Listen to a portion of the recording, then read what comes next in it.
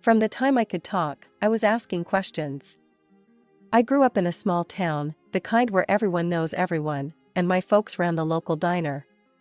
It was in this bustling little eatery that I found my first audience. "Emma, you're gonna drive all my customers away with your pestering," my dad would joke as I grilled his regulars on their thoughts about everything from the mayor's new policies to the high school football team's latest game.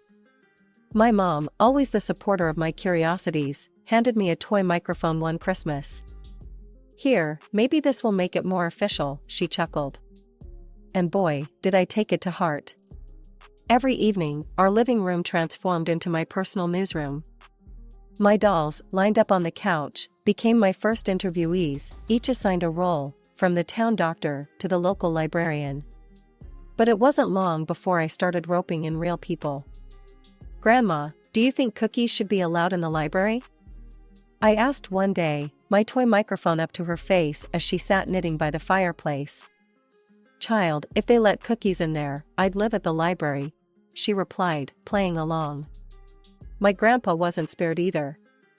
After retiring from the factory, he loved to sit on the porch, whittling wood. "Grandpa, what's your take on the mayor's plan to renovate the old mill?" I'd quiz, standing with my notebook at the ready. "Damn fool if you ask me.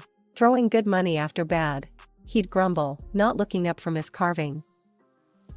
These early interviews might have been child's play, but they sparked something in me, a love for storytelling and uncovering the truth. School didn't do much to quench this thirst. Instead, it gave me a platform. High school brought real opportunities, the school paper. Suddenly, I wasn't just a kid with a toy mic, I was Emma Hayes, junior reporter. I covered school board meetings, interviewed new teachers, and reported on every bake sale and book drive. By the time I graduated, I had a clear plan. I was going to go to college, study journalism, and become a professional reporter. Nothing could sway me. My heart was set, and my path was clear. As I packed up my stuff for college, my mom handed me a new, real microphone, a step up from the toy I had as a kid. "For your first real interview at college," she said, her eyes a mix of pride and sadness as her little girl was leaving the nest. "Thanks, Mom. I'll make you proud. I promise." And as I drove off to college, I knew I was stepping into a future I'd dreamed of since I was a girl with a fake microphone and a head full of questions. College was a blur of late nights, strong coffee, and endless stories. I dove into journalism headfirst, hungry for every bit of experience I could get. By the time I graduated, I wasn't just ready to take on the world of news, I was itching for it. Landing my first job at a local newspaper was like stepping into a dream. The office was chaotic, papers everywhere, phones ringing nonstop, and there I was, smack in the middle of it, eager as ever. "Hey, Emma, you're covering the city council meeting tonight. Don't screw this up, newbie," my editor barked on my first day. He was a grizzled old journalist named Frank, who'd seen it all and wasn't easy to impress. "Got it, Frank. I won't let you down," I replied, clutching my notepad like a lifeline. That night, I scribbled notes furiously, determined to capture every word. The next morning, Frank tossed a copy of the newspaper on my desk. My article was front and center. "Not bad for a start, kid. Keep this up, and you might just make a name for yourself." I grinned, feeling a swell of pride. I was on my way. From city politics to local festivals, I covered it all.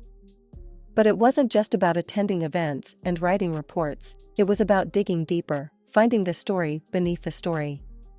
One chilly afternoon, while covering a local business conference, I bumped into a man in a sharp suit who looked lost. "Excuse me, ma'am, can you point me to the panel on economic development?" he asked, looking around confused. "Follow me, I'm headed that way myself." "So, what's your interest in economic development?" I asked, sensing another story. "I own a tech startup. We're trying to figure out if this town's ripe for our next expansion," he explained as we walked. That conversation turned into a front-page feature on how small towns were attracting tech entrepreneurs. The story caught fire, and suddenly, I wasn't just a reporter, I was Emma Hayes, the voice of our evolving small town.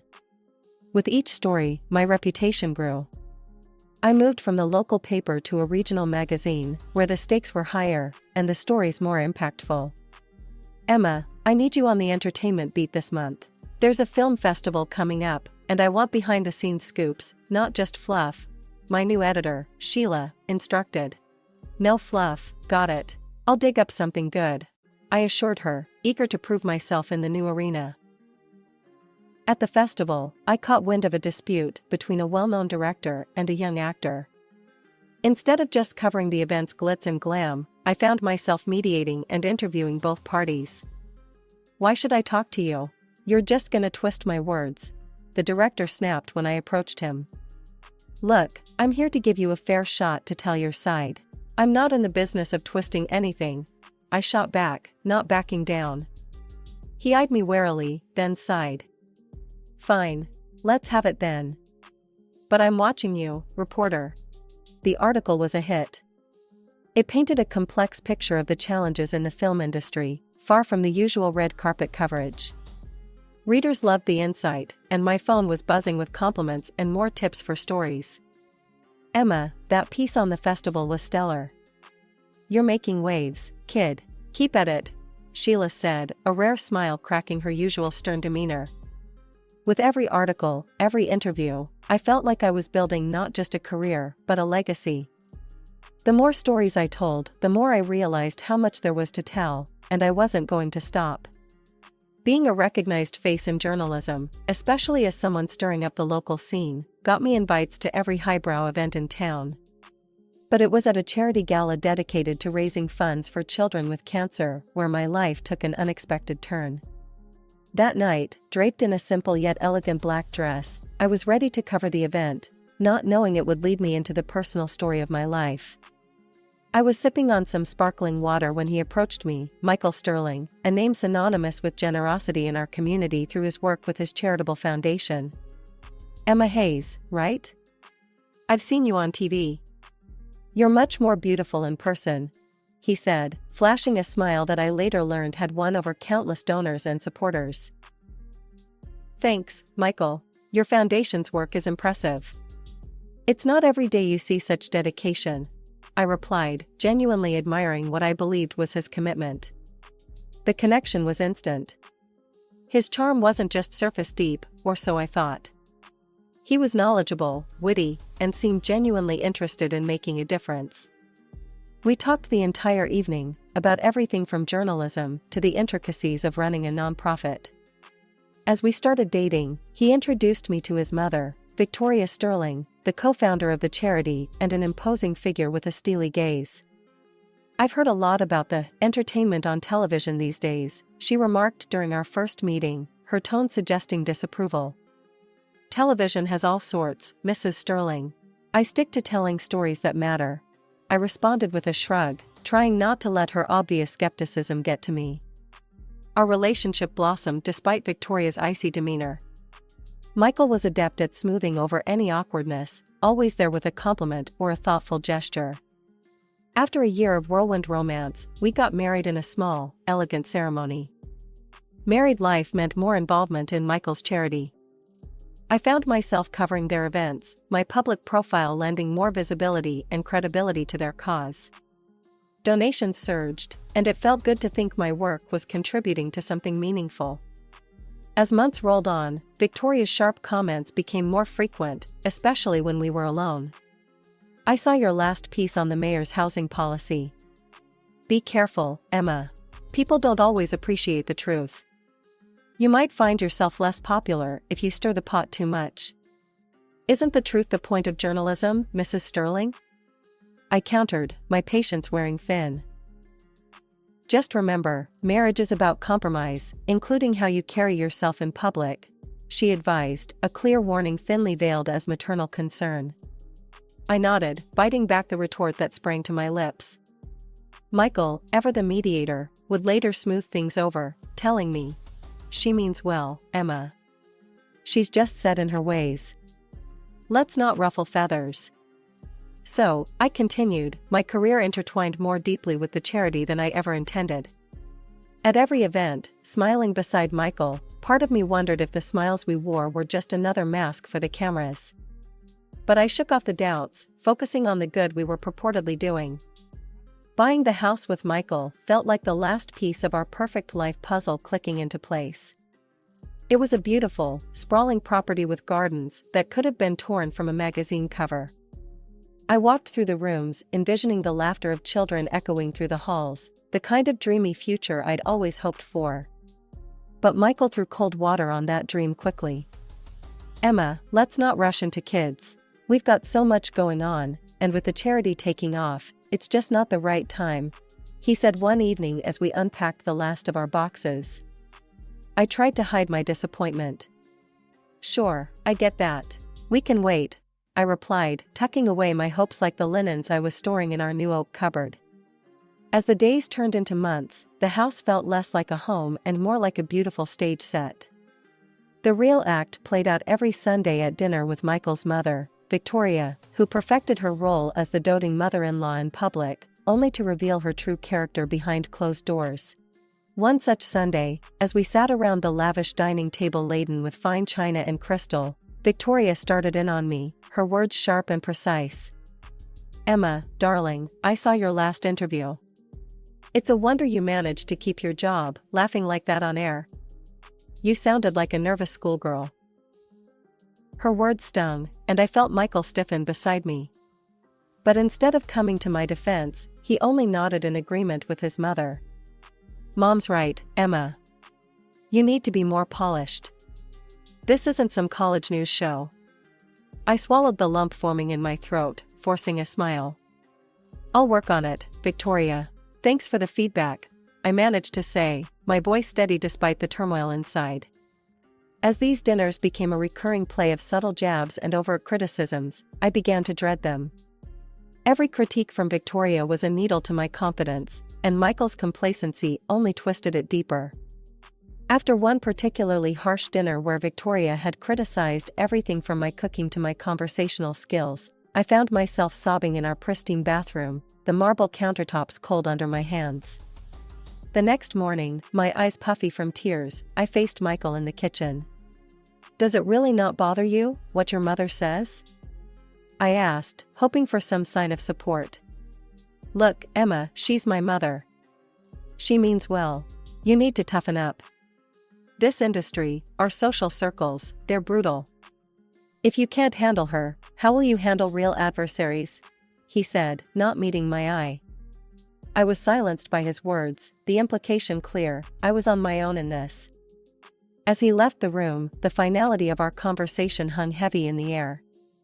It was an ordinary Thursday morning when my mother-in-law showed up unannounced at our door, her face set in a determination that usually spelled trouble for me. "Emma, dear, we need to chat. It's urgent," she said, sweeping past me into the living room with the air of someone who owned the place. Once we were seated, she didn't waste time. "The foundation is in a tight spot financially. We've got a charity evening coming up, and I want you to spearhead it. It'll be attended by some very influential patrons," she declared, her tone brooking no argument. I was taken aback. "Me? Victoria, I've never organized anything on that scale before." "Oh, you'll learn. Besides, with your public image and the trust you've garnered, you're the perfect face for the event. Think of this as broadening your horizons," she said, a sharp glint in her eye that I couldn't quite read. The conversation felt loaded, her intentions wrapped in layers I couldn't peel back just then. "All right, I'll do my best," I agreed reluctantly, feeling the weight of her expectations pressing down on me. "Excellent. Oh, and while you're up, could you set the table for lunch? I'm famished," Victoria added, dismissing me to the kitchen as if I were a maid in my own house. As I left to fetch the plates and cutlery, I realized I'd forgotten my phone on the coffee table. Just as I was about to go back for it, I heard their voices, Victoria and Michael, murmuring in the living room. Curiosity pinned me in place, just out of sight. She's so beloved by the public, it's the perfect setup. Once we get her to take over, we can execute the transfer, and then when everything collapses, it'll be Emma left holding the bag," Victoria explained with a cold laugh that chilled me to the bone. The plan was horrifyingly clear. They intended to use me as a scapegoat for whatever shady dealings they were embroiled in. A tightness gripped my chest, but I forced myself to walk away, to prepare lunch as if nothing had happened. At the table, I played the dutiful wife and daughter-in-law, smiling and nodding while my mind raced with the betrayal. The food tasted like ash in my mouth, but I kept my facade intact. That night, Michael was his usual, detached self, not once betraying the conversation I wasn't meant to hear. I lay beside him in bed, staring at the ceiling, the darkness around us a mirror to the bleakness settling in my heart. "What's on your mind, Emma? You've been quiet all evening," he finally asked, some semblance of concern threading his voice. "Just thinking about the charity event. It's a big responsibility, you know?" I said, keeping my voice neutral, hiding the storm inside. "You'll do great. You always do," he replied, and turned over. The conversation closed. But sleep eluded me. I got up, pacing the silent house, grappling with the enormity of their deceit. How could I, known for my integrity, become entangled in their web of lies? How deep did this betrayal run, and how could I protect myself? I woke up with a heavy heart but a determined mind. After Michael left for the office, I immediately called Lisa, my old college friend who had become a sharp-witted lawyer. "Lisa, it's Emma. I need to talk, something serious," I said as soon as she picked up. "What's going on, Em? You sound stressed." Lisa's voice was full of concern. "It's Michael and his mother. I overheard them planning to use me as a scapegoat for embezzling funds from their charity," I confessed, my voice barely above a whisper. "Emma, that's serious. But without hard evidence, accusing them could backfire on you," she cautioned. "I know, and with the charity event coming up, I barely have time to breathe, let alone play detective. Let me help. I know someone experienced with charity events. He can take over the planning, which will free you up to gather evidence," Lisa offered. "That would be a lifesaver," I sighed in relief, grateful for her swift support. "Don't worry, I'll handle the event side. You focus on digging up what you can," she assured before hanging up. With the event in capable hands, I turned my attention to gathering evidence. I knew Michael's office was at the charity's headquarters, but he often worked from his home office, where he kept a duplicate of all his work files. Lucky for me, I knew his password. It was our anniversary date. Once inside his office, the search was meticulous. His computer was a goldmine. I found financial statements and email correspondences that confirmed the misuse of funds and even references to fake charity cases. It was all there, black on white. I copied everything onto a USB stick. But I needed more than documents. I needed their own words against them. Remembering a small voice-activated recorder I had tucked away in a drawer, I decided it was time to use it. I placed it discreetly in the living room, hoping to catch any incriminating conversations. Over the next few days, while I was supposedly busy with event preparations, the recorder picked up more than I could have hoped for. Michael and Victoria didn't hold back, secure in their deception. One particular conversation chilled me to the bone. "I can't stand these events, pretending to care about these sick kids." Michael's voice dripped with disdain. "It's all for a good cause, the cause of filling our accounts." Victoria's cruel laughter followed. Their words, cold and clear, were the final nails in the coffin. They weren't just using the charity for money, they were utterly heartless. The night before the charity evening, Victoria came over to check on the preparations. "I hope everything is ready for tomorrow, Emma. Don't embarrass us," she warned, eyeing me like a hawk. "Everything's set. The guests will love what we've planned," I assured her with a calm I didn't feel. Her gaze lingered on me a moment longer before she nodded stiffly and left. Sleep was elusive as I played over the possible outcomes of tomorrow's revelations. By morning, a resolute calm had settled over me. Today would be the end of one chapter and, hopefully, the start of something cleaner, something honest. The grand ballroom was abuzz with the chatter of well-dressed guests, their eyes wide with admiration for the lavish decor and the noble cause they were gathered to support. As I watched from the wings, my stomach churned with nerves and determination. This evening would change everything. Victoria took the stage first, her voice resonant as she addressed the crowd. "Tonight, we celebrate the incredible progress we've made for these precious children," she said, gesturing to the large screen displaying the smiling faces of young beneficiaries. The room filled with applause, some guests wiping away tears at the touching display. Michael followed, his charm dialed up as he spoke passionately about the need for more funds. "Let's not just meet our goals, let's double them, for the sake of these children who rely on us," he implored, as the account details flashed on the screen. Text messages pinged around the room as guests received the donation instructions. Then it was my turn. My heart pounded as I took the stage, the microphone slightly trembling in my hand. "Thank you, everyone, for your incredible support," I began, my voice steady despite the storm inside. "Before you proceed with your generous donations, I ask for just a few more minutes of your attention." I nodded to the technician offstage. As the first recording played through the speakers, a hush fell over the crowd. Michael's voice filled the room, cold and calculating, as he discussed using me as a scapegoat for stealing from the charity. A murmur of disbelief spread through the hall, growing louder as more recordings revealed the true nature of their so-called charity work. Victoria's laughter after discussing how they exploited the sick children sent a shiver through the audience. Then, with a click, the damning financial reports appeared on the screen, detailing years of embezzlement and deception. The room erupted. Angry voices clashed with cries of betrayal. "How could they?" someone shouted from the back. Michael, his face pale as paper, tried to slink away, but the police, already waiting in the wings on my cue, moved swiftly to detain him. Victoria, meanwhile, stood frozen, her eyes locked on mine, burning with fury. "This is why I hated you from the start," she hissed at me across the noise, her veneer of sophistication shattered. The guests were now demanding refunds, their previous admiration turning to scorn as they confronted my in-laws. The live broadcast on my social page was lighting up with comments, the viewership numbers skyrocketing as word of the scandal spread.